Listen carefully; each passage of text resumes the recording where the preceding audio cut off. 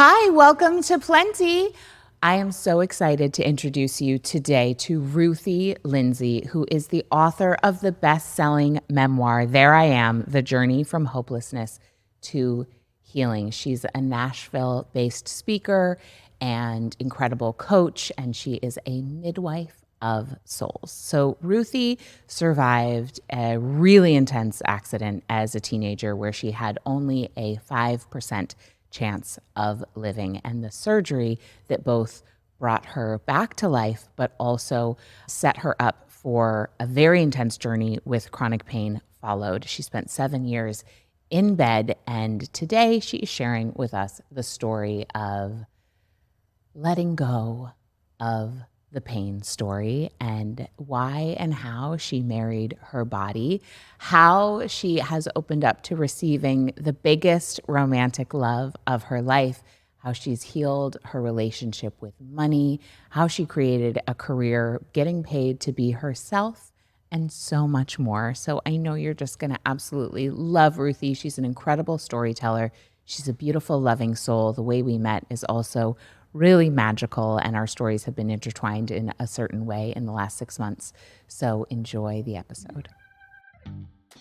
Welcome to Plenty. I'm your host, Kate Northrup, and together we are going on a journey to help you have an incredible relationship with money, time, and energy, and to have abundance on every possible level.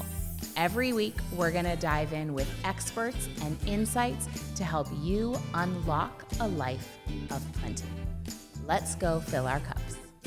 Please note that the opinions and perspectives of guests on the Plenty podcast are not necessarily reflective of the opinions and perspectives of Kate Northrup or anyone who works within the Kate Northrup brand.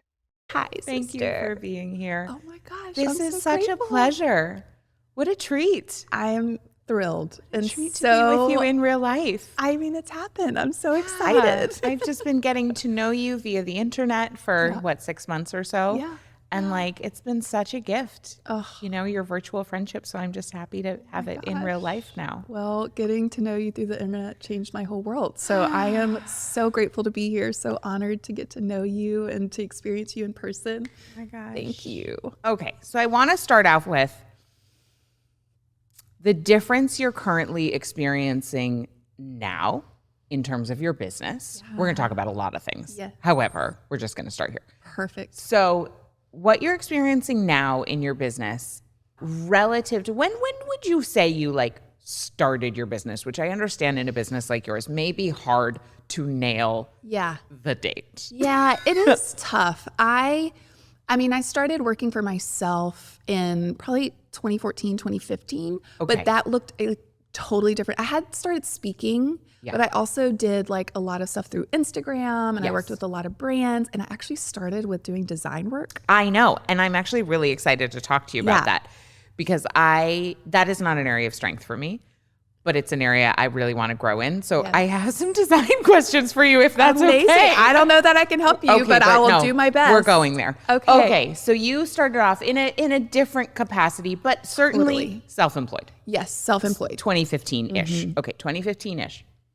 At that time, did it happen by accident? Yes. I mean, kind of. I had been living in a bed for 7 years of my life from a lot of health problems.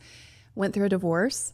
How to figure out how to pay my bills. I mean, that's really how it began. And at the time, all I had done is I had decorated 2 of our homes that we had lived in together. And Taylor Swift had shot her Red album at my home. And so from there, and it had been in a lot of apartment therapy and design sponge. And so people thought that's what I did for a living. And I had styled the house that she, they didn't change anything that when she did that photo shoot. So I just automatically had people kind of thinking that's what I did. And I knew nothing. I just was this is just what I like. This is what feels good to me. This is what makes, I have a lot of Libra and all, I just love beauty. I love creating spaces that feel really intentional and beautiful.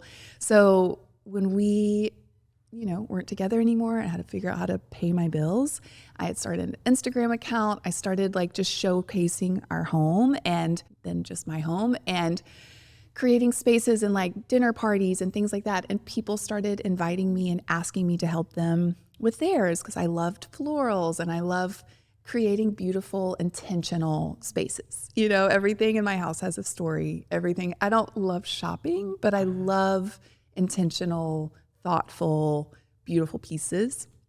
And so that's kind of how I fell into that. And then I started styling like photo shoots and doing a lot of random things. Like I was hired by Lincoln to like drive cross country and like style all these photo shoots for 6 months. I got to style a cross country train trip for Amtrak and do this whole, just random stuff. But I would always joke, I'm like, I feel like they just invite me because I'm kind of a fun hang because I don't really know what I'm doing. I'm totally making this shit up, but I can kind of make it look really beautiful or what I think is beautiful and feel really good. And so I was just kind of faking it because I didn't know what I was doing, you know? And so some people start a business and like have a big vision and are like, I'm gonna take over the world, da, da, da. And you were like, okay, I gotta figure out how to pay the bills. And people just kept inviting you to do stuff. So what are you in human design? I don't know. Oh, wait, really? Is that the one where it's like generators? I'm a generator. You're a generator. I don't know anything about it. Oh, interesting. Okay. Anyway, but I want to. That's sort of neither here nor there. But I don't know much other than my own type. So I'm no help for you. It's like when I ask people what high school they went to, why would I ask? I'm like, I don't know anything in that town. Right. I just asked you that. Why did I just ask you that? Yeah, well, no clue. Anyway, there's a whole other thing about that, but it's not important. Okay. So now you are running your retreats.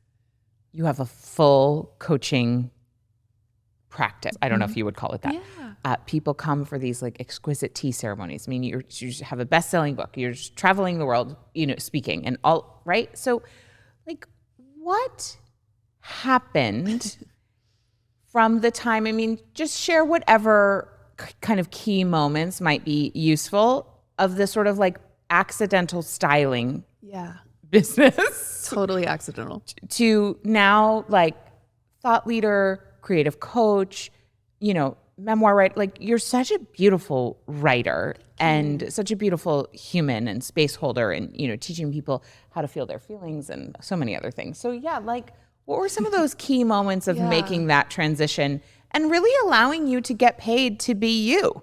Yeah. Which is pretty fucking cool. Which you were doing before, and now it's just a different aspect of you. But it was also like a version of me that was still very conditioned and in the box and knowing what to say and what to do to get people to like me. Right. I learned that very young. And very based on the visual. Like make it look good. Totally. Every day when I'd walk in my front door as a little girl, I'd hear, what did they say about you today? They say how pretty you were. What they say about your outfit. Like I learned my value, my worth is what everyone outside of me thinking I'm great. That was like my MO. What do I need to do? I remember being literally in second grade and be like, if I smile really big and just ask people questions about themselves, they're going to really like you. Like having a conscious choice of doing that at 7 years old. And also like, that's true. Like, let's be honest. That's actually high emotional intelligence. Still tracks. Still as a strategy. Still but lands. Like, bummer for a 7-year-old to be thinking a second grader. Yeah, my daughter's second grade right now, so I can really feel that one viscerally. Yes, that is what drove me. So, a lot of the versions of me that was really into design and I was in there, but a lot of it was, I was also very much in like the Hollywood world and I had a lot of friends that it made me feel really special. Sure. Like I matter and these people think I'm special. And so I must be doing something right. I must be okay, And from there, I remember, so I had been in a bed for 7 years. My husband had left. I had to figure out how to pay my bills. That was really just kind of where I landed because I didn't know what else I was supposed to do. The job I had before I lived in my bed didn't fit anymore because I worked at a church and I did youth ministry and I had already deconstructed that didn't fit for me even a little bit anymore. And at the time, to be really honest, I had thrown the baby out with the bathwater, which is very typical and so textbook. It was like no Christianity. And like no God, no spirituality. Okay. I just was like, because all those years I was so miserable and I had wanted to die for so long because I did die in a car accident, but then from lots of repercussions from that, I still live with a very high level of chronic pain and I was in a bed, I was on the highest level of fentanyl, morphine, hydrocodone, Ambien, Cymbalta, just name it. So I wanted to die all the time. That's all I could think about, honestly. So I was like, if there is a God, fuck you. because this is hell. My dad died in the midst of it. I lost a marriage. I lost my best friend to that marriage. You know, like there were just so many painful, traumatic things. And I was in so much physical, emotional, and spiritual pain that I had no tools for. So I just was like, if there is one, I don't want anything to do with you. And so I wasn't going back to work at the church. Yeah. That's the moral of that story. Yeah. But I'm like, that's all I had done before pain, really moved in and took over my life.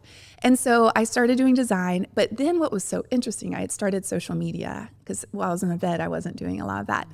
And I started having new people following along who didn't know me, and it grew and this was before the algorithm, it grew pretty fast. And I started having people that would be like, you live this dream life. Oh my God, how do I get your life? And getting these kind of comments on social media because it became this thing. And this is while you were living in bed? This was right after when I started doing like design stuff and I started trying to live again after I'd been in a bed for all these years. And it almost, what I was telling myself is this is my little joy journal. I want to show everyone all the beautiful things because all I thought about was the suffering and pain and loss and trauma. And I was like, I've been parked in that story for so long and I've been miserable. So I just started showing a beautiful home and friends and dinner parties and going on walks and, whatever it was. And so getting those comments, I just remember thinking, oh my God, what a disservice to humans. Because when I lived in my bed, all I had at the time was Facebook.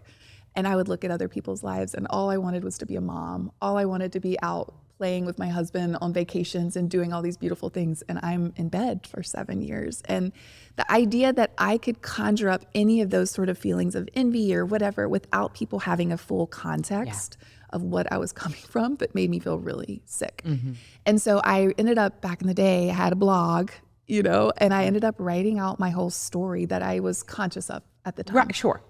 And I know the story keeps evolving. But I don't remember that girl hardly at all. And I adore her, you know, but I started sharing, and that it's a crazy story. I'm like the only human in the world that's had a wire pierce their brainstem and I have all these crazy things, And so the story kind of took on a life of its own, and people started not hiring me. People started asking me to speak on podcasts and things like that, because the story had been shared online. And then I was asked to speak at my first thing. I had not taken a speech class growing up. I had literally never even spoken at my brother's weddings because I just didn't think I had anything to say, and definitely had a very blocked throat chakra.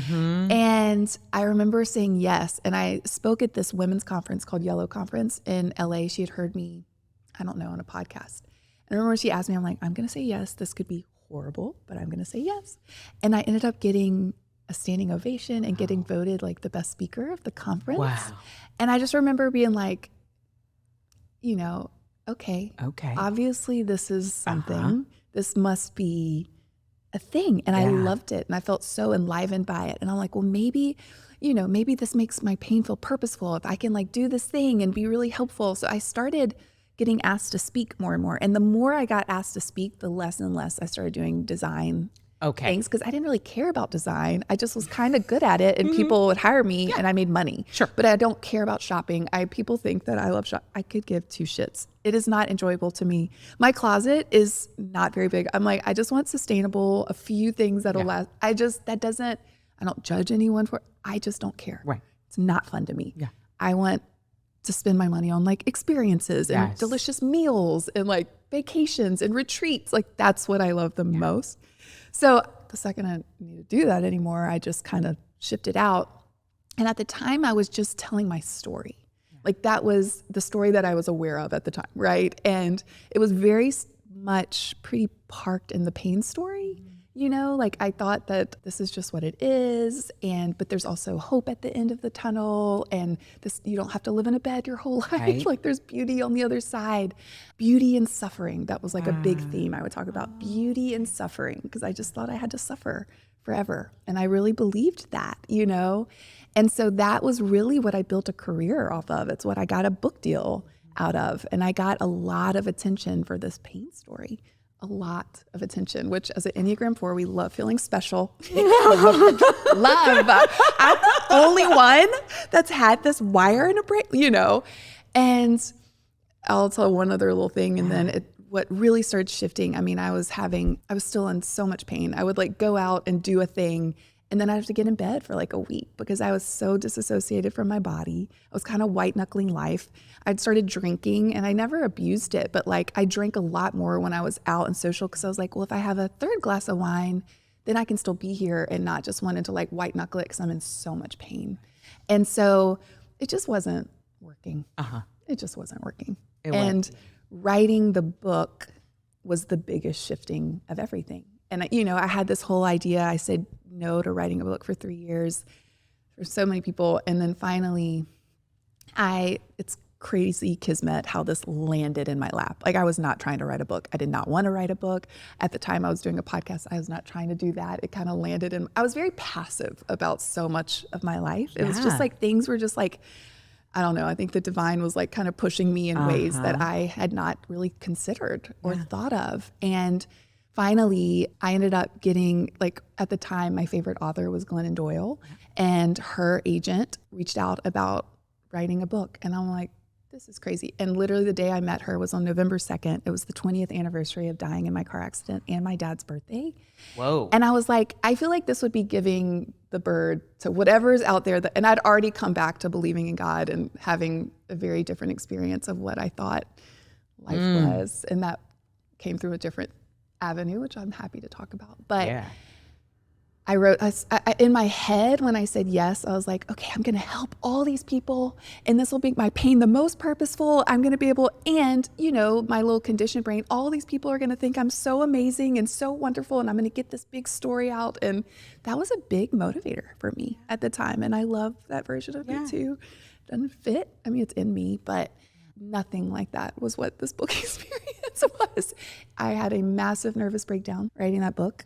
During the writing or at after the very it came out? end? No, right before, like right when I turned it in, I had a massive nervous breakdown. And it was actually 7 years to the week from when I'd had my nervous breakdown and weaned myself off of all the drugs and stopped living in a bed. 7 years to the week, which I knew nothing about 7-year cycles. I never heard of any of that. To the week, I stopped sleeping. I stopped being able to function. I was like losing my mind completely. Went into treatment. And the shame spiral was off the charts because I had done so much work at that point. I had done so much work. Oh my God. It was so traumatizing. I had organized, my friend owns this place called On Site, and he and I used to have a podcast together. And he and I, this was like the second or third year, we had organized this big retreat and brought in all these amazing humans doing crazy, amazing things in the world. And I had like truly like organized, like I had done all the inviting, I'd brought it all together, helped with like all the details. And I'm losing my mind, and I check in to the residential thing down at the bottom of the hill for 3 weeks or a month, and all my friends and all these people I had invited are up at the top of the hill having this incredible experience. And the shame and the devastation, the stories that I told myself that were the meanest. You know, I had just turned in a book called From Hopelessness to Healing. And I was supposed to like do this massive book tour that spring. And I am losing my mind and didn't sleep for literally like 36 days or something, like crazy. I barely slept for 2 months, but for like the first, I didn't sleep at all. You lose your freaking absolutely mind. And I didn't understand any of it at the time, which it sent me on a whole other journey. But it's just been a journey. Oh my goodness. Okay. We need to back up. And I'm sure at this point that well, whatever. I'm not sure of anything. So I will just ask you, what is the version of the story of your accident and the 7 years living in bed that you feel like you want to tell today? Sure. Yeah. I mean, it's so interesting. So the first time I went to On Site, you can't tell anyone what you do for a living, and you have to give up your phone. And I remember, because had just started writing the book, and it was bringing up all this childhood trauma and stuff that I wasn't aware of. I was like, why do I feel paralyzed? And I remember it was such a mind fuck because I couldn't tell people what I did. And up to that point, people was like, what do you do? I'm a speaker. What do you speak about? Oh, I share my story. Well, what's your story? And I could give a 5-minute elevator pitch, and people would be like, oh, whoa, you're amazing. Wow, you're standing here with a smile on your face. You are whatever. And all of a sudden, I couldn't tell anyone. And it was such a mindfuck for me because I'm like, who am I? if I'm not this story? Who am I? And I didn't know, because all I'd known was my conditioning to believe, what did they say about you today? Did they think you're special? Did they think you're wonderful? You don't have this crazy story to share. You just have you. And does that matter? Are you valuable? Do you deserve a seat at the table? And I just didn't know if I did. And so that sent me on its own journey. But what I realized through a lot of inner work was I had been completely defined by a pain story while I lived in a bed, but didn't realize when I stopped that I was still completely defined by a pain story. And that sent me on such deep, like, unlearning and remembering of like my innate worth, because I just exist, which I still forget all the time and then get to remember again. But I would now today, I got to write a whole book about it. And there's parts of that I'm like, that doesn't fit anymore, even a little bit. I thought, and even in writing the book, that my pain really started with my wreck. I would have told you I had like the perfect childhood. I thought it was just, and my brother still would say the same thing, And I started learning so much about attachment and attunement and inner childhood wounds and pre-verbal trauma. My sweet mama was really not okay while she was pregnant with me. I had so much pain and so much just trauma and childhood trauma that hadn't been dealt with. And my little body experienced all of that. And I was the scaredest kid that ever existed. Of course, makes so much sense, but that also kind of wasn't okay. So I learned how at a very young age, there were certain emotions that were okay in my home, being sweet, kind, pretty, gentle, lovely, precious, but everything else was pretty not okay. And so I learned very young how to swallow emotions, how to push them down, how to not feel them, how to numb them. I mean, my earliest memories are in front of a TV with junk food. That's how I spent most of that was what I did. Yeah. So it makes sense to me now. That's still the first thing I want to go to when I feel dysregulated. Just give me a screen and give me some chocolate, Yeah. And disordered eating started very, very, very, very, very young. I just learned how to cut myself off and fit into the tiniest little box for belonging, which is textbook. It's what we do. We're hardwired for love and belonging. Yeah. And so I learned how to cut so many parts of myself off. And then when this wreck happened, I was hit by an ambulance and died in this car accident and broke. The irony of being hit by an ambulance is just can like, you come believe, on. Like, what in the world? God. I know. Really? The universe is funny. And you were 17. I just turned 17. I had just been homecoming queen 2 weeks before, and that was actually really interesting because I remember waking up the next day and being like, that's what everyone thinks is like the end all be all. And I'm still miserable. I never could talk about that because sweet Ruthie just had the biggest smile and just know what to do to get people to like her, And what I now know is that wreck, I was so disassociated. And I came out of it after being in the hospital and life support and the whole thing with a big old neck brace with a big old smile on my face. And I didn't really have pain at the time. So all of, I just stuffed it down, never did therapy. I didn't cry for 7 years after that wreck. Did not cry once. I became a massive bulimic, stuff, but would just show up with the biggest smile and made friends everywhere I went, and then would go home and just eat until I was sick every day. And now, so I met my first boyfriend, married 10 months later, because we felt shame for fucking. We were good little Christians, and we're like, oh, okay, I guess we have to get married, because that's what you do. Yeah. We were sweet little earnest idiots. And about a year. Oh. How old were you when you got married? 23. I think he was 21. Uh-huh. Yeah. We were just a very first boyfriend. Yeah. I had never slept in a bed with another man. Uh-huh. I had kissed a few people in high school. That's it. Uh-huh. But we were good little Christians and just wanting to be good and earnest and, and about a year into that, I started having really debilitating pain. And what we realized later is one of the wires from my fusion broke and pierced my brain. But I thought that's when everything got bad. I truly thought that was the turning point when everything got painful, but understanding so much more now about the mind-body connection and trauma and, ancestral epigenetics and all the things. I'm like, oh, that's just when I actually slowed down enough to really start feeling which I did everything in my power not to feel it. Of course. Which makes sense to me. I started living in my bed not long at all after that. And it's not because the pain was so extra, just off the charts. I was frozen. Right. I was totally frozen, and it makes complete sense. And then they put me on tons of narcotics, which just made me more of a shell. Of course. Literally highest level of fentanyl, morphine, hydrocodone, just name it. So I was you were on. also just drugged. Oh, I was just a shadow of a human. And you could not have convinced me that my pain had more to do than physical, you know? What was it? And you may have spoken about it in the book, but I also know that you'll answer differently than what you wrote about because we evolve so fast. Well, I mean, if you're you, not everyone does, but like you're noodling on stuff. You're like tinkering. You know, we were talking about that before we started to record. You're a deep thinker and a deep feeler. At what point in your journey, was it while you were in bed for the 7 years, or was it in the writing process or something else? Did it occur to you that the pain might be an additional layer to simply the physical? Yeah, it wasn't until many years later. Okay. When people would hint at that there could be an emotional reason for the level of pain I was in, I would smile, but want to punt them to the effing moon. Yep. I'm like, bitch, you get a wire in your brain and have your neck look more like a toaster oven. I mean, and also like fair.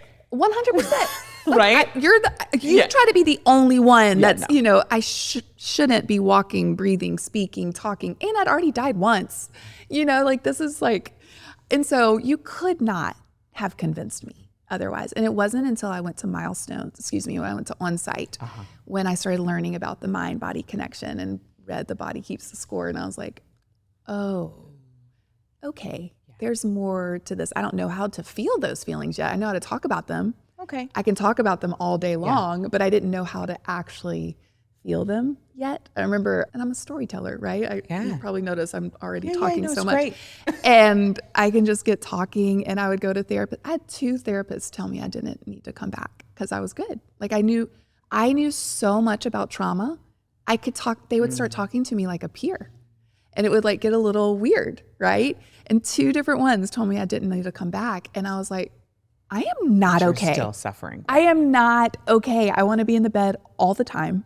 It's so fucking hard to get up in the morning. I hate getting up. I just want to lay here and eat my feelings and watch TV, And finally, thank goodness, through a lot of different things. I mean, plants were a part of it, but I started working with a somatic worker. And I remember I was like, the first time I'm like telling this big grand story, and she was like, will you just stop for a second? Like, so how did that make you feel? And I'm like, well, right now I'm just annoyed because you interrupted me. Right. And I wanted to tell I'm a really good story. And she was like, no. But like, and I had no clue how to do it. No clue. Right. I had done all kinds of work. And I remember hearing years later from this shaman, he was like, knowledge is just a rumor until it moves into the muscle. And I'm like, my whole life has been a rumor because I don't know how to move anything into the muscle yet. I just have so much head knowledge. But I was so completely disembodied and disassociated, I didn't know how to feel it yet. Yeah. So that's been the journey for sure. And is that something that you work with your clients on now? Totally. I mean, I say my whole foundation of work is parts work, shadow work.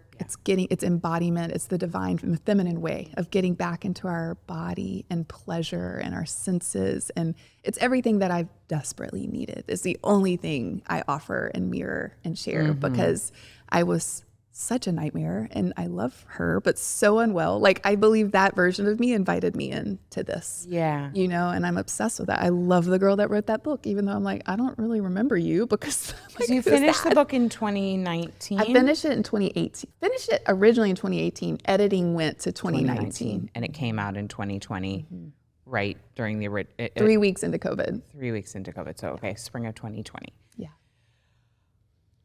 At what point was it that you started believing in God again? Plant medicine. Yeah, and I know that I do not believe that is something everyone needs or is for everyone by any means. It called me on a level I can't even describe to you. I didn't know no one in my world did it. I was actually with my best friend Jed in LA. I saw a TV show with Chelsea Handler, and she had done ayahuasca. And I was like, I looked at him, I go, I'm gonna do that. And he literally looked at me and goes, have you lost your fucking mind? I was like, maybe, I don't know, but I know that I'm supposed to do that. And now I've learned a lot. Like it calls you. It truly calls you. And I think because for me, I needed something that extreme because I was so parked in a pain story. I was so unwell at the time. And again, I never heard that word. No one in my world or in my life did plants. Not one person that I knew of, at least. You know, maybe some had done as drugs, like as a party younger.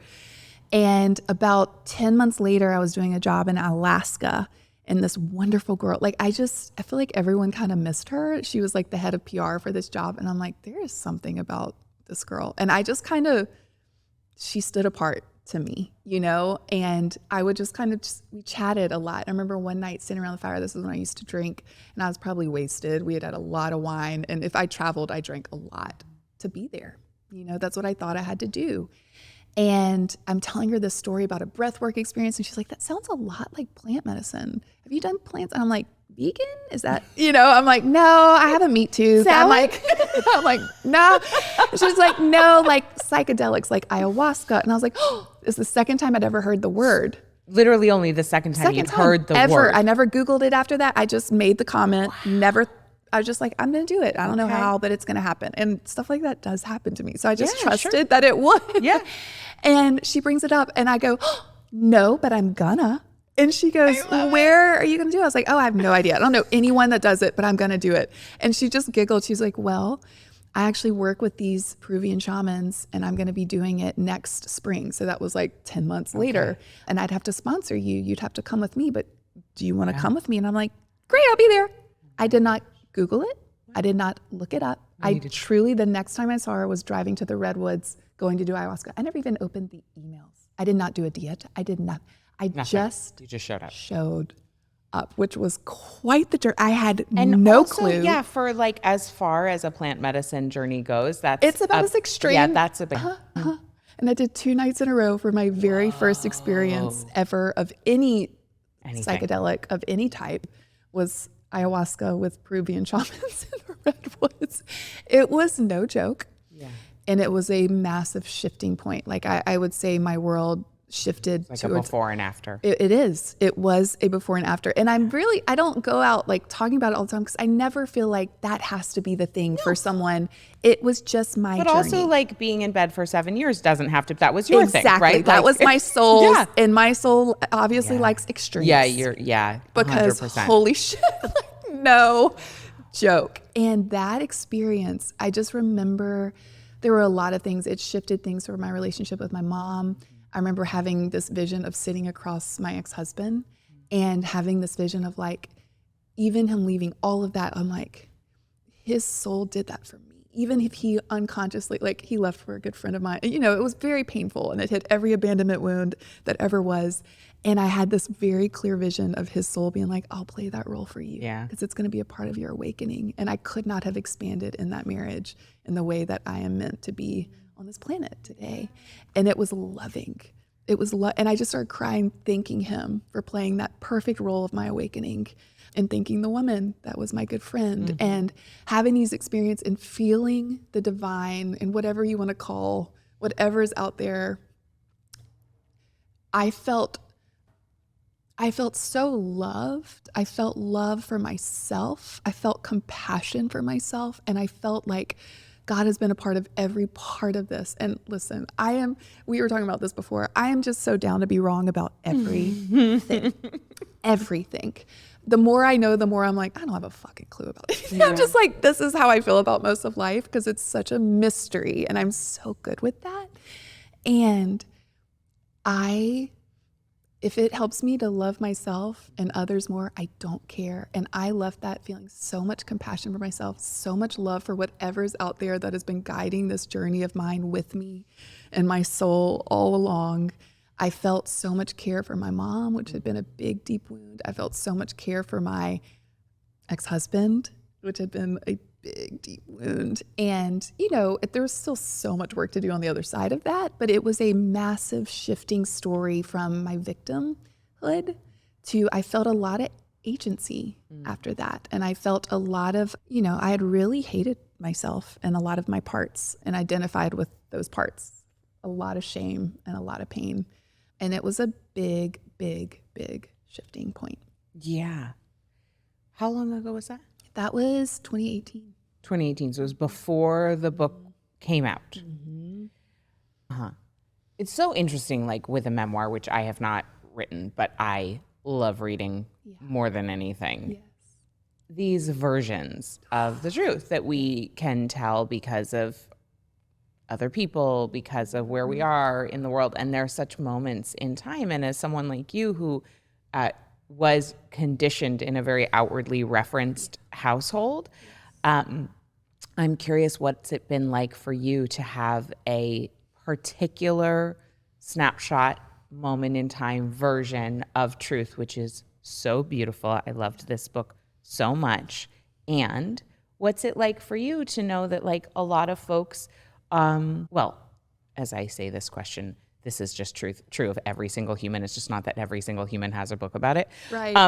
But like, how do you navigate knowing that like this is out there and it is one true and beautiful version. Yeah. And then there's also the updated and also the different true and beautiful version. Yes. Like, what do you think about that? I mean, I actually did a podcast with a girl recently about writing your story. And I'm like, I recommend it for everyone, even who cares if it gets published.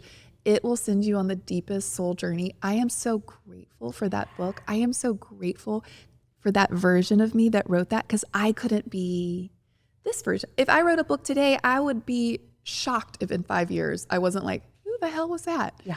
Who? Because the amount of change that, I mean, my girlfriends, I just had a birthday and we were laughing so hard at dinner. They're like, this game is getting old, because every year we come together and talk about all the ways Ruthie has changed this year. And now it's just like a joke. I because love that. Everything shifts. And Oh, that's so cool. I actually had a family member who I love not too long ago, probably 2 or 3 years ago, who's younger and precious and earnest, call me or text me one day, really concerned about me, some things she had seen online.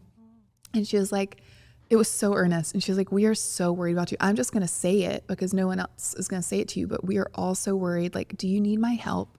I can help you. Like, I can help you escape. Like, I'm in like a cult or something. And then literally one else, she's like, we're so worried because you have changed so much. And I just wrote her back and I'm like, Angel, you are so right. I have changed so much. And I hope you say that about me every year for the rest of my life. We are hardwired for shifting and evolving and changing and unlearning and remembering. And she just said, yes, ma'am. She literally responded with yes, ma'am. Amazing. But it was her loving me so deeply. I was her, right? I'm not in the box of like Christianity. And I had just done this beautiful ceremony where I had married my own body. My body had literally asked me. I had been at war with my body my whole life. And me and my friends went out to the woods and did this ceremony. I'd been single for 8 years at that point. And I was like, what a radical, act of resistance for a woman to choose her and to do this ceremony of honoring herself in her own body. I literally have a wedding ring that I wear. Amazing. My friends bought me a wedding gift. This. I had wanted this Mother Mary necklace for like 2 years, and they all went in together and bought this very, very nice gift because we're all freaking weirdos. Yeah. And I was like, it was the most profound. It felt like, I felt like I was doing it for women. Yeah. It felt so much bigger than just me, of like owning and honoring myself in the divine feminine and masculine within me, and claiming that and like honoring my beautiful body. But like, I also get where that would feel really fucking weird if you saw that, I guess, it depends on your worldview. Exactly. I thought it was the most beautiful thing in the whole world. I do too. When I was her age and I saw someone do that, we made fun of people that did way less than me in my house every night growing up. Like, I made fun of people like me. Anything outside the box we mock or we feel, it makes sense. It's textbook. But the boxes are just invented too. I know. Right? Like I went to real. my first and only actually Catholic funeral. And I mean, only so far, we'll see. Yeah. And I don't know if I had been to a mass before, and maybe I had, but it had been a really long time ago. And I was as someone who's really into ceremony and ritual, I was watching all the things with the flinging of the, and the swinging those incense things and the chanting and the robes and the items and all the stuff. And I was like, wow, these are rituals that someone also just made up. and have been repeated for thousands and thousands of years and are taken as the truth. But like the rituals that my friends and I do in the woods are seen as like weird and bizarre, but we too are. Oh. God. Hello. Hello. But we too are, you know, all of this stuff just comes from humans, and it's all pretend, and it's all just what feels true to us. Yes. So it's just that one version has been held up as the version, but when you back out and it's all like someone just made it up at some point and just kept repeating it, and a whole bunch of other millions of people just got on board and was like, this one is the way. But I'm like, if you were not raised Catholic and you go to a Catholic mass and they're like spraying the congregation with water, I'm like, whoa, that priest just like flung water in my face. And I was like, wow, okay, I didn't know that they do that here. It was amazing. Mm-hmm. Anyway. Totally. Yeah. Totally. So what a beautiful ceremony that you did. Oh, it was one of the most profound, most healing. I'll have to send you some photos. It touched me. And actually, that actually came up through a plant medicine journey. I don't actually do much anymore, but I had taken myself through one. And while I was doing it, I had written my body a letter. I was still really struggling with binging. Had so much shame about it. And I was like apologizing to my body. And my body wrote me a letter back that I don't remember writing at all. I don't remember. The next day I journaled and I was like, I just started crying so hard. And in it, my body was saying how that we had planned all of this, that this was a part of me coming back into her, because it would have been so easy for me to stay. I'm all air. I am like, my God, I am like the most Vata, you know, and it was my way, our way of getting me to come back into my body, and that it was always so loving, and that she is like my companion in Earth School this round, and that she loved me so much, and she forgave me for all the ways I'd hated, because I was like, do you forgive me? I've just hated you, and I've abused you, and I've stuffed you, and I've lied about you, and I've listened to lies about you. And this letter back, it was the most loving, compassionate, tender, precious thing. And at the end, she was like, I'm so excited to be on this Earth School journey with you. I want to be in a committed relationship with you to the rest of our days, or something. Yeah. I don't remember the exact details. And the very last line was like, and will you marry me? I want to marry you. And I, you know, again, I don't care what it was. If that was my higher self, if that was my psyche, who cares? I was so touched, and I felt so much endearment from my body and for this beautiful body who has been through hell and back times 10. And I hated, from the earliest memories, I hated my body. You know, my mom's hated her body her whole life. And so I was mirrored that. Of course I did. Of course I had crazy dysfunctional eating starting. I was modeled these things. And, you know, I just went to war so early with my body, and realizing this beautiful body has been holding me, calling me home, and loving me so incredibly. This is the only actual home I'll ever have in this life, right? She is housing my eternal being. This is the only thing I own, like nothing else. I'm just a steward of everything else. It's just passing through, you know? And I want to be, and I still forget all the time, and then I get to remember again, but just the best lover, friend, sister, mother, daughter to this body as I can. And so I literally went to some of my other weirdo friends, because we all are, and I love it. And we went away for a weekend and went to the woods and had the most gorgeous, I did it like a tea ceremony. It was also this like healing, you know, instead of doing communion and not everyone's invited, I did a tea ceremony, because that's what I do. And it was between me and God and my body. And then every person would come up one at a time, and I would pour us both tea, and we would eye gaze and just cry and honor this journey that I've been on with my body all these years, that again, I was convinced hated me, but instead has realized like I am housing divinity right here. I am an extension of God living in this body that is just the most loving container ever, you know. And how can I be in honoring of that, and in ceremony with that, and in ritual with that? And it felt like, I mean, the amount of stories I could tell you that felt so holy and sacred. Like my dad's sign is the dove. And right when I was saying the vows, these two doves, which mate for life, flew above my head, and just so many things that you're just like, Wow. you can't make this shit up, you know? And just the sweetest, but I also like honor that I would have been so weirded out if I'd seen someone doing that when Like a decade ago. Oh, I've Yeah. been like, the fuck, this weirdo, Totally. you know? Yeah. I would have been so like mocked her, made fun of her, Totally. sent it to other people to make fun of her with me. I would have done all of that. I did do that kind of stuff. So I really like my family member. It was from the most earnest, loving, who wants me to not go to hell, you know, because believes there's a hell, and she's perfect. Yeah. No, there are really multiple versions of reality happening layered over one another. Yes. Speaking of the body, Yeah. I'm curious, how did you and where are you now in terms of your living in the pain story and identifying? Because I know that, you know, it's an ongoing journey taking care of your beautiful body, and which it is for all of us. Exactly. And it's different for all of us. And I know that, you know, you require some pouring into in a beautiful way to stay healthy and well, or just here. Yeah. So where are you with your pain these days? Yeah. And I like to, you know, I do a lot of internal family systems and shadow work and all that. So I like to I don't even like to call it my pain anymore. And I like to say the pain that's visiting me. And maybe it's been there 20 something years, but it's just, I want to give it actual freeway to also leave at any point. But I think it's like one of my greatest teachers, and I honor it for being here right now.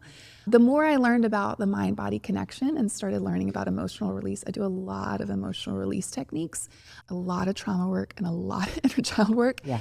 It's not the extreme that it used to be. And it's still, my pain tolerance is kind of psychotic. It's also still very, very, very high. And that looks like me, you know, one thing that looks like is I've consciously chosen not to have children.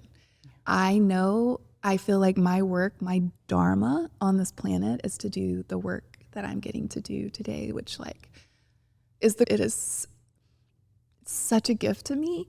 And I know that even though I'm obsessed with children and animals on a level. You really are. I don't even have words. Like if there's a child or an animal in a room, I can't see adults. I am like, when I was a kid, they say, what do you want to be when you grow up? A mom.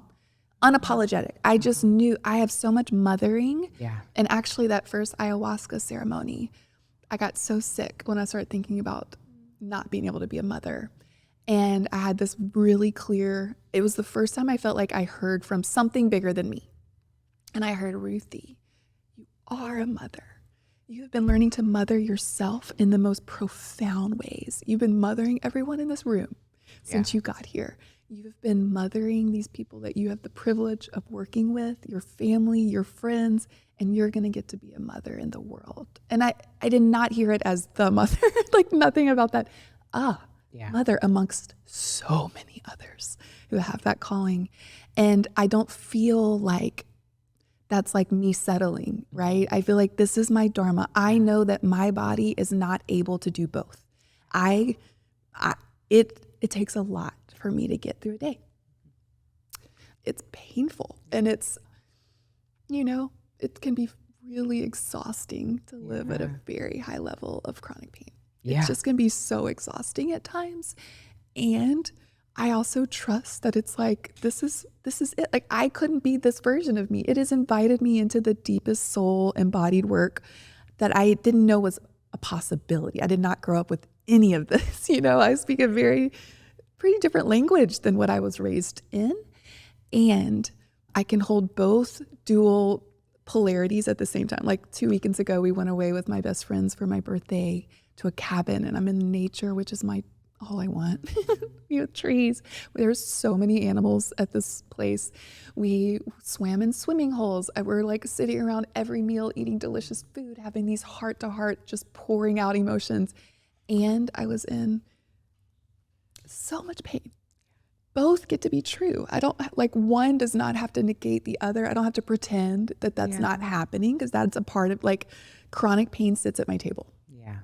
It is not my defining moment. It is not who I am. I don't like lead with that anymore. People forget that's a part of my journey all the time. And I love that. And it's very much a part of my journey. And it's a part of my daily reality up to this point. I am so down for that shifting tomorrow. I believe in the wellness and healing and embodiment. And right now, that's my reality. Yeah.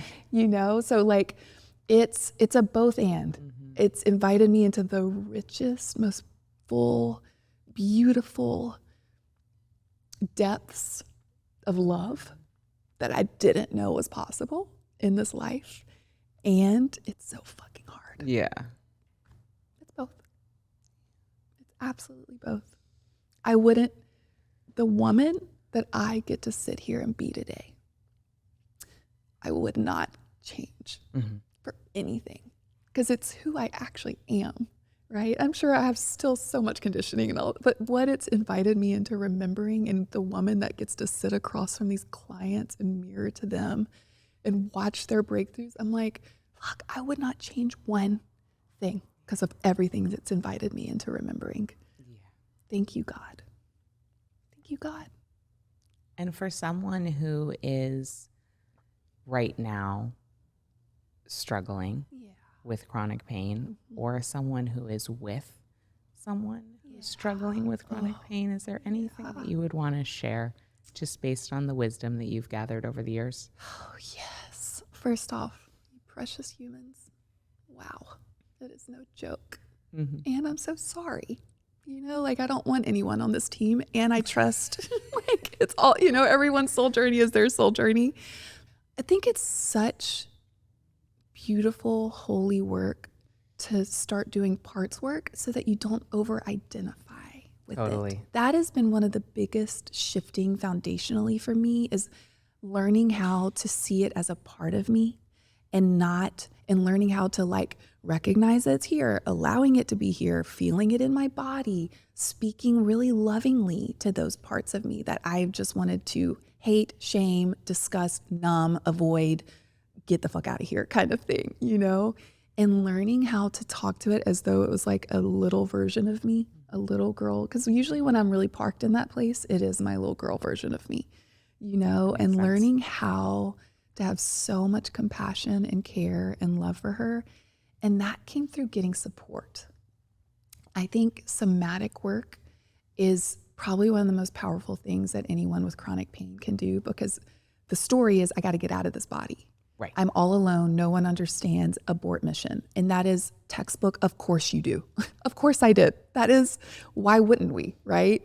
Especially in the stories we've been taught about our body. I mean, I was a part of a church that said my body was sinful, my heart was deceitful, my flesh was deceitful, I was broken and depraved. And those were the hymns I sang, you know. I believed my body, we're just waiting for heaven. This is just, you know, just get back to your soul because the body is sinful and broken.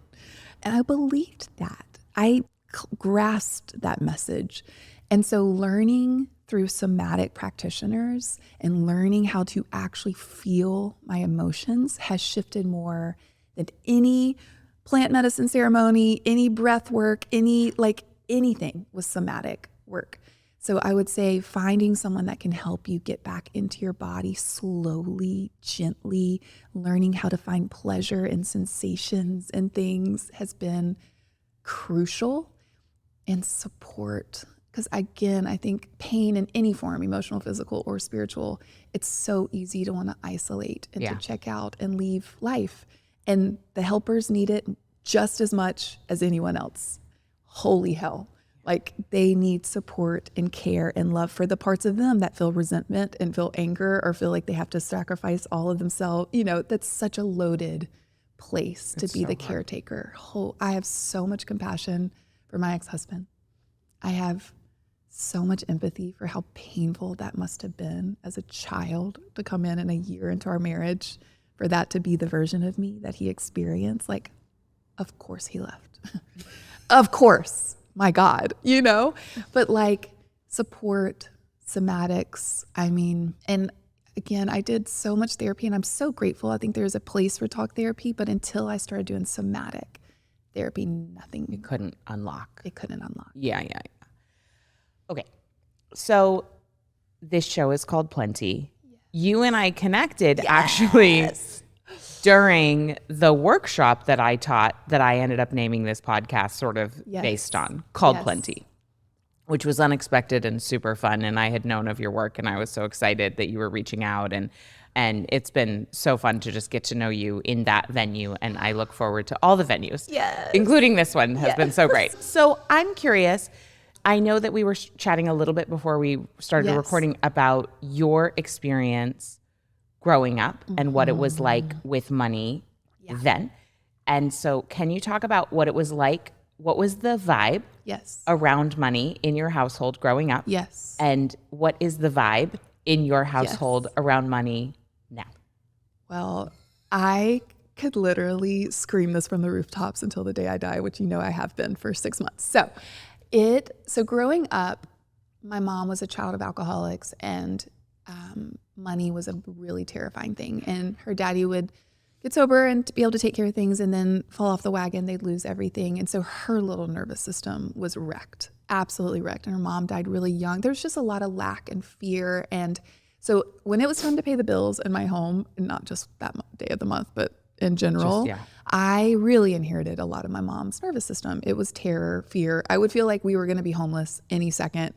Like it was, bless you, bless you. I remember the feeling, which I was probably also very disassociated, of being rolled back to get the wire removed from my brainstem at the Mayo Clinic. And I'm the only human, so no one had done the surgery.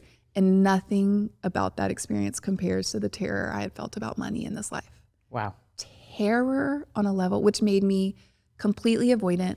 I mean, I swung the other way in the sense that my parents had a lot of debt, and I'm like, this was my stories. I will never have a credit card because I'm never going to spend money I don't have because I don't want to live like that. Sure. But I still was like completely avoidant, terrified, had a lot of lack stories about what my body could handle, which kind of kept me playing it smaller in a lot of ways, and just avoidant. Like I had a business manager for 5 or 6 years, and he'd send me a monthly report. I'd probably open 20% of them because I would feel shame, terror, and fear when I would see how much came in and how much I spent. And I didn't want to see it because it made me feel shame and terror and fear. So I just avoided it at all costs. And then I started learning about, the 5D world, learning about how you thought about it. But because I worked with you yet, my body still felt terror and fear. And I did every mantra under the sun, like I am wealth, I am abundance. But then my body was like, fuck you are. I am scared. I'm fucking terrified. I'm going to die. Oh my God. And that's what my body believed. Obviously, I couldn't convince my body otherwise at the time. And so I had studied, I'd read so many books. I knew that I'm not shaming myself, but I knew that I was the problem, but I didn't know how to make anything different because it just terrorized me. And I would feel shame seeing other friends. I would feel jealous. I'd feel envious of like friends that were figuring it out and doing really beautiful work. And I was like, what the fuck's wrong with me? And there was an unconscious belief also that I'll just marry someone or partner with someone that's really good at it, and then I don't have to worry about it. They'll take care of it. Completely giving away all agency, not having to look at it and stay avoidant. That was my plan. And then I meet my life partner, and he was actually worse than me. And I was like, oh, no. And I remember telling him one day, I'm like, I will not, and I wasn't at the point, but he was. I was like, I will not live paycheck to paycheck. I won't marry you living paycheck. That feels so terrifying to me. I cannot and will not live like that. And I remember not long into dating, him telling me like he was terrible with money. And I was like, oh no. I'm like, well, yeah, if you believe that, you are. Like, of course, So I was really terrified. And my girlfriend Katie, told me about your work. And then I saw that you were offering the free thing. And I was like, this is so, I just remember it's interesting because we speak really similar language. We do.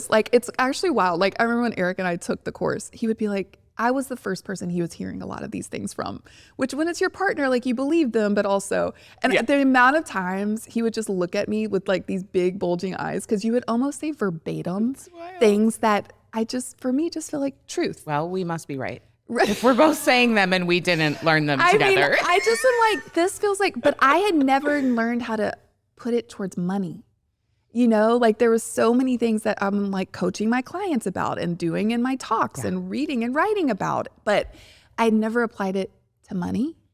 And I watched those 3 days. It felt like the most aligned thing ever. Reached out, was like, this is so important and I am in. Like, where do I sign up? This is just, and Eric and I took this course together. And at the beginning, like that first week when we had to like fill out where we were, I lost my fucking mind. Like I was so terrified and so scared and just was like, I don't think I can do it. And I would say within 3 weeks from learning your like nervous system tools and practices, and you do it so lovingly and gently in a way that feels so accessible. It felt so accessible, you know? And I think because I had always been missing the nervous system piece, I'd never heard anything about, I'd studied nervous system work, I'd practiced nervous system work, but I'd never thought of it in terms of money. Right. Ever. Yeah. I mean, I'm sure other people talk about the nervous system and money. I'm not aware of them yet. Yes. So I'm glad it's been helpful. Well, it made so much freaking sense to me. And I think it's just, I love to say that the universe is obsessed with me, which I think the universe is obsessed with all of us. The best affirmation. Right? And I think in the mixture of having Eric and learning these tools from you, it's like I had this container for this masculine container, this glass to hold my flowy, all the things. And the way I felt so cared for by him, feel loved, held. Because again, I had the story around my body not being able to handle expanding. Yeah. Because my body can't take it. That's what the story was, right? I'm like getting through a normal day feels like it's going to kick my ass. So like, how am I going to have more clients or do more expanding? So having him and then finding your work, these two, it was like the magic sauce. Like something shifted so quickly. And so, I mean, I also... You are a total like rock star student. I mean, it was fast. Like truly. You were obviously so ready. I was so... And I had been prepping for... I feel like I've been like prepping and ready, but it wasn't clicking yet. And it was like that last little click into place. And it just felt like this is the truest thing I've ever heard. And because I learned nervous system practices to start looking at it and start paying attention to it, I was watching it expand and grow so quickly. And then having Eric do it with me, my nervous system. Like I remember one night, I think I messaged you this, because we have our weekly money meetings, which now I'm obsessed with. And he does this thing where he acts like we're in court. He's like, hear ye, I would like to call in Eric Wilkins and Ruthie Lindsey to order. He's like, is there anyone else that, if he like goes through the whole thing. Oh my God. I'm not kidding. At the beginning and the end, every time. And I'm always laughing my ass off every single time. He's like, would anyone like to second to close? Okay, let the record show Ruthie Lindsey also would like to close every time. We like have so much fun with it. It's the most awesome. Precious. It's exciting now. Yeah, right? It feels exciting. I'm like, oh, look at how abundant we are. Look at what we've been able to give. Look what we've been able to save. Look how we've been able to serve. Look, it just feels like the funnest game, the most fun game ever. So we just started, I mean, I remember I take a bath every night and he'll come in and like visit with me. We were doing our money meeting while I was like relaxing, living my best life with like candles and flowers. Tub. Oh, so good. Nailing life. This is my nightly experience. And we're just talking. And at one point he comes over because we're all so cheesy. We like pray before and like all this, which I love. And he came over and he was like, I finally understand. He was like, this is calming. He's like, you feel so much safer with me now because of what you've lived through and how you were raised. He's like, doing this work. He's like, I'm so committed and I'm so in. He's like, I see what this is doing for your body. And he's like, it feels like, and this is all new language for him. He's like, it feels like we're doing the deepest inner child work ever. And I was just like crying because I was like, there was a part of me that couldn't fully trust him yet because of that story with money and that, you know, that he wasn't good with it and all this. And I had told him, I mean, we're so honest. I'm like, we will say the story I'm making up because it doesn't mean it's true. But I had told him like the story I'm making up is I can't trust you fully yet because of this. And it shifted. This man for the first time ever has like a pretty decent savings account, has started doing investing. We like have a weekly money meeting. Like we're making really big dreams and plans for our future. And my it's changed my world. Like my business has grown and expanded in the last 6 months, like in ways that I just didn't know that I was able to do yet. I didn't know. And I am like charging more, doing more events, like doing things on my own. I had spoken at a ton of things and led a lot of retreats, but I always was either hired to do it or was doing it with someone else. Yeah. And now I'm like leading so many things by myself because I just didn't think I could do it before. There was a lot of limiting stories around my body and what I was capable of, or would people even want to come? That was another limiting story that I would not have said out loud, but it was true. And that has shifted like so drastically. It's just wild. Incredible. And like, I don't know, I just pinch myself because I'm like, I feel like I've barely scratched the surface and it's already so expansive and so beautiful and feels so holy. And even like, I will not go chasing any client ever. It's just like, I've become so much more magnetic. Not that I was chasing anyone before. I know, it's honestly with your stories, like you really sort of have the egg wisdom thing down, and we'll talk about that later at the retreat. But you seem like you have been really in a beautiful dance of receiving what's next for you from a prosperity perspective. It's so beautiful. And I think also, like, I think about somebody like you and the work that you do and the impact that you've had and how much that willingness to lean into your financial foundation just is able to amplify, because when you have that strong foundation, you do feel safe to then expand. And you know, of course, everybody's journey with their body is different, but when we can wire in that sense of safety and security, it can really help us physically as well. Oh, I so believe that. Yeah. I feel more safety in my body than I ever have up to date.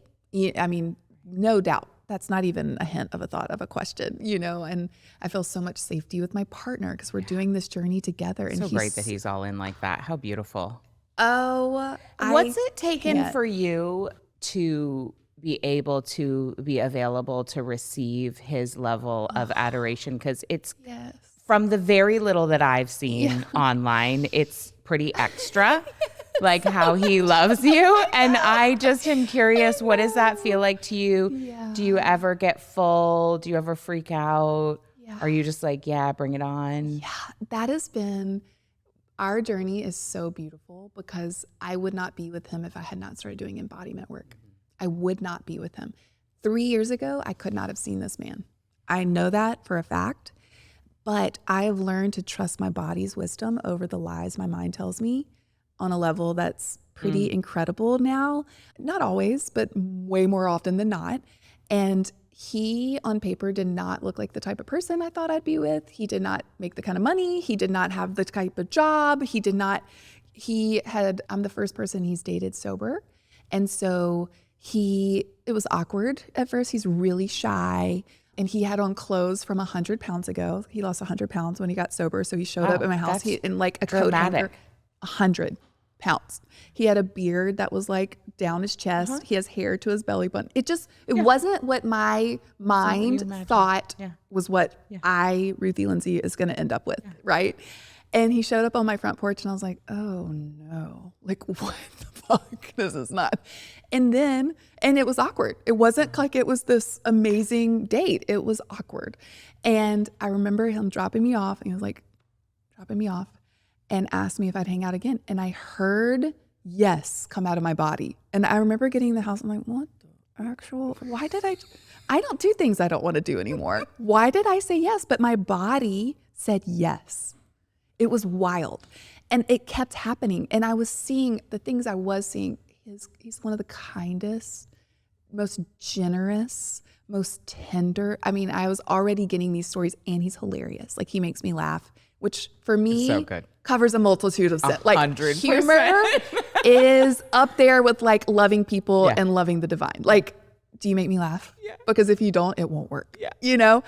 And so I kept like, we had another date, awkward, so awkward. If I didn't ask questions, it got quiet, but it wasn't like a comfortable quiet. And I'm like, what is happening? Oh no. I heard myself say yes again. I'm like, dear God. It took him like 4 dates to even kiss me. which I would have probably already like been having sex with someone. And he kisses me, and I'm not kidding. I will remember it till the day I die. I remember being like, oh, this is what people talk about. This is the feeling. I'd never been in love. This is the feeling that people talk about. And I remember having a full-on conversation with God while I'm making out. And I'm like, really, God? This guy? This is the one that I'm going to feel? He looks crazy. Like, no, this can't be the one. And I was like, my body felt so much care, so much love, so much safety, and enlivened. Like, it was like the wildest. And I was dating a lot of people at the time. I was casually going, I was living. Yeah. And after that, I like ended things with other people, but still had a lot of stories in my head because like he was horrible with money and like all these things. And I was like, he was really shy. Even like, this was all about me. Like we'd go meet new friends and he wouldn't really talk. And I'm like, show them why I'm choosing you. You look crazy. Show them why I'm choosing you. Like show them why you're so amazing. Right, but he was what an opportunity for you. Oh, it was to be in that place work of like, oh wow, it matters how it feels, not how it looks. Exactly. And literally as I chose him and stopped dating other people, I'm watching him unfurl and coming. Because at first I'm being sarcastic and I'm being kind of snarky, but I also, my story was like, what are you hiding under all of this? Like, what are you hiding? There's something, and oh, Kate. Well, here's the funniest. Jed, who we both love. One day Eric just showed up on my front porch shaved. And I sent a photo. He's so handsome. He is handsome. It's insane. Yeah. He has an excellent jawline. Oh, Jed goes, God said, you got to fall in love with that man's heart before you get to see that jawline. And I'm like, you are not wrong.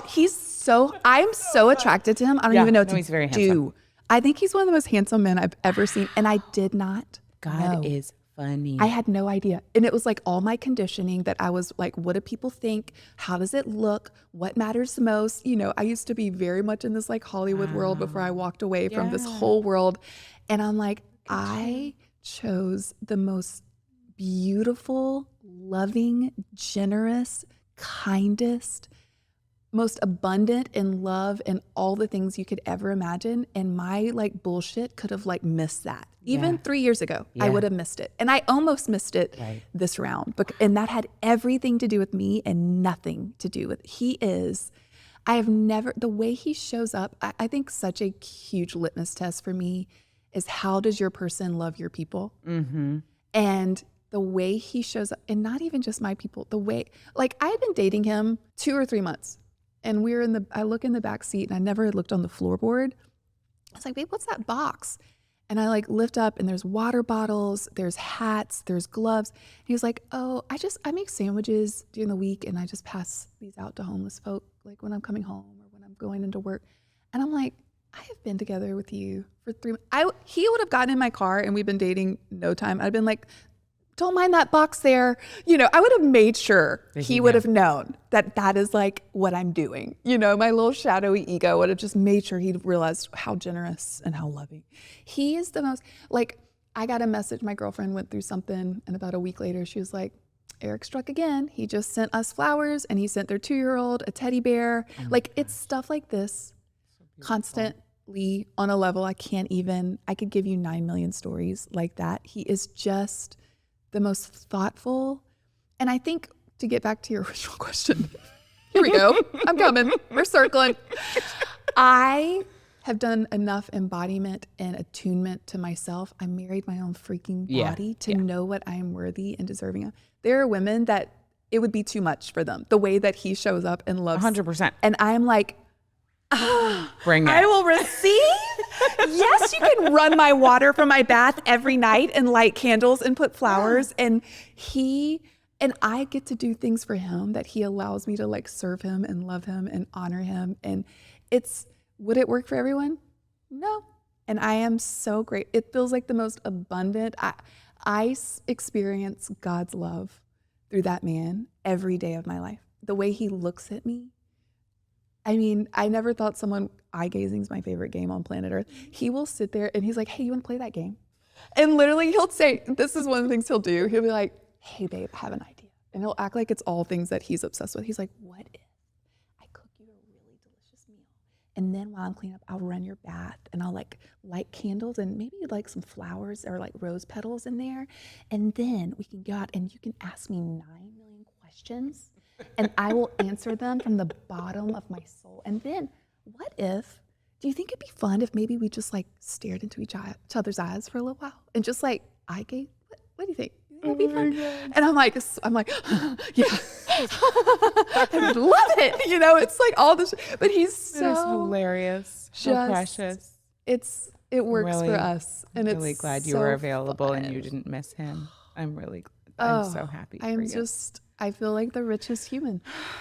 Wow, Ruthie, what a pleasure. Thank you. It is. You are an incredible storyteller, a beautiful human, such an incredible healer.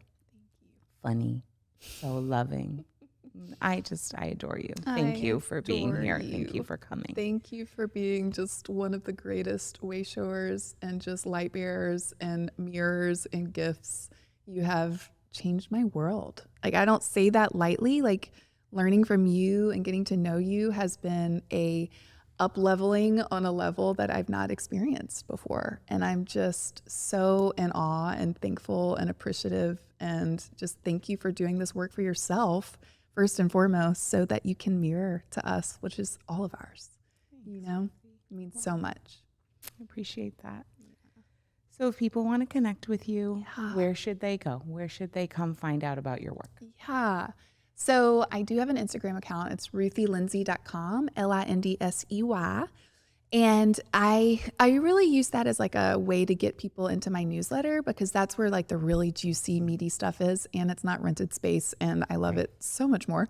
And so I have a really beautiful newsletter you can find on my website, which is ruthielindsey.com, and it's called Love's Invitation. It's beautiful. I highly recommend it. Thank you. And there's also, it's free, and there's a paid version too. I do events each month, really beautiful offerings. And then I also lead women's circles. We do them virtually and in person. I have a lot of retreats and workshops and things. And then I do coaching containers. And you can find all of that on my website, ruthielindsey.com. And the coaching container is there's just different tiers for anything you want. There's free things, there's this, then there's like circles, but then the 6-month container is like probably the juiciest, where you really get to dig in. And I just fall in love with these women. I do have a trans man that I'm getting to work with right now, but it's mostly women. Mm-hmm. It's very much through the divine feminine lens and embodiment and parts work and shadow work and learning to love the parts of us that we were taught were dirty or bad or sinful or broken or whatever the fuck conditioning we were handed, and learning to have so much radical compassion for those parts of us. It's just the sweetest, most beautiful. It's like the honor of my life. I don't know. I'm so grateful. Thank you for what you do. Thank you for being here. Oh, I love you. I love you. Thank you so much. Wow. Thank you so much for listening to this episode of Plenty with Ruthie Lindsey. I hope that you are as filled up as I am. And of course, go follow Ruthie. Get her book, There I Am. Find her in all the places, the newsletter, the coaching. And if you enjoyed this, go ahead and text the link to a friend. Just send them a note and say, I listened to this. I thought of you. I think you're going to love it too. Of course, subscribe, leave a review, take a screenshot, tell us what you thought. I adore you. Thank you for being here. And I will see you for the next episode of Plenty. Woohoo! You made it to the end of an episode of Plenty. Don't you feel expanded already? So if you liked this episode, go ahead and leave us a review. Subscribe to the podcast. Text a friend and let them know they need to listen in. That helps us spread the word so more people can experience Plenty together. And if you want to ease your path to creating wealth, I created a money breakthrough guide for you, where I interviewed over 20 of my high-earning women friends, and I asked them what their biggest money breakthrough guide was, and the responses were so mind-blowing and helpful, I knew I needed to pass them along to you. This is the kind of thing that is often only shared behind closed doors, but now you can access it totally for free. So head over to katenorthrup.com/breakthroughs and get the guide. Again, that's katenorthrup.com/breakthroughs. And I'll see you next time for Plenty.